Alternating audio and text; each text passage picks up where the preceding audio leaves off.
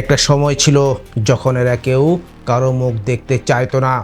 এক দল বলতো তারা শুদ্ধ, আরেক দল বলতো তারা সঠিক পথের যাত্রী। আজ সবাই এক টেবিলে বসতে চায়, কিন্তু প্রশ্ন হচ্ছে কেন এখন? এই ঐক্য কি আদৌ সম্ভব? আর যদি হয় তাহলে এর রাজনৈতিক মানে কি?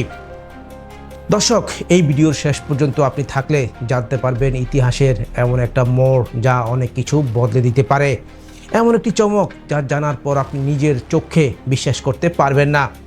এই ভিডিওর পুরোটা কেন দেখবেন?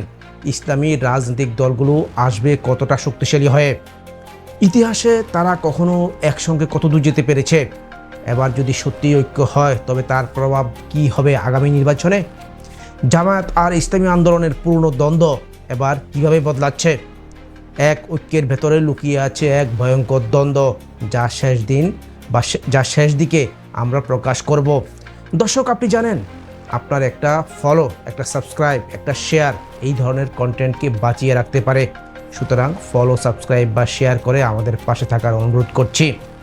এবার চলুন মূল ঘটনাটা উন্মোচন করি ধাপে ধাপে, বিশ্লেষণধর্মী গল্পে গল্পে।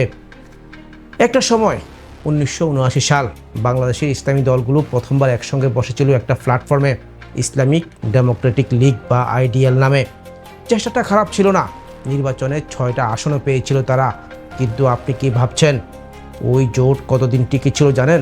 মাত্র কয়েক মাস। তারপর থেকেই শুরু এই ঐতিহ্যবাহী ঐক্যের নামে বিভেদ নাটক। একবার জামায়াতকে নিয়ে সমস্যা, তো একবার নেতৃত্ব নিয়ে দ্বন্দ্ব, আবার কখনো মতবাদ। এই তালিকাটা এত বড় যে পড়তে পড়তেই নতুন নির্বাচনের সময় চলে যাবে। 2026 নির্বাচনকে সামনে রেখে হঠাৎ করেই দেখা যাচ্ছে কিছু অদ্ভুত মুভমেন্ট। জামায়াতে ইসলামী, ইসলামী আন্দোলন বাংলাদেশ, দুই মেরুর দল এক ছাতার নিচে আসার ইঙ্গিত দিচ্ছে। দর্শক, আপনি জানেন এই দুই দলের মধ্যে সর্বশেষ মতবিরোধ ছিল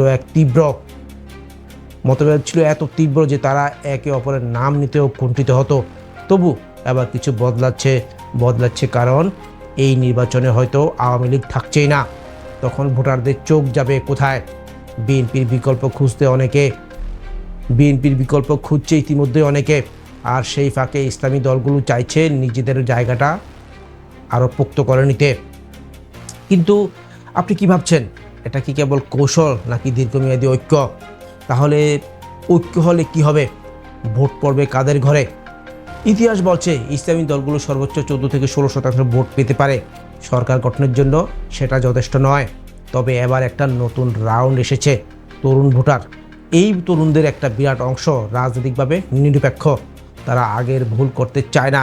এখন প্রশ্ন হচ্ছে, ইসলামী দলগুলো কি তাদের মন জয় করতে পারবে?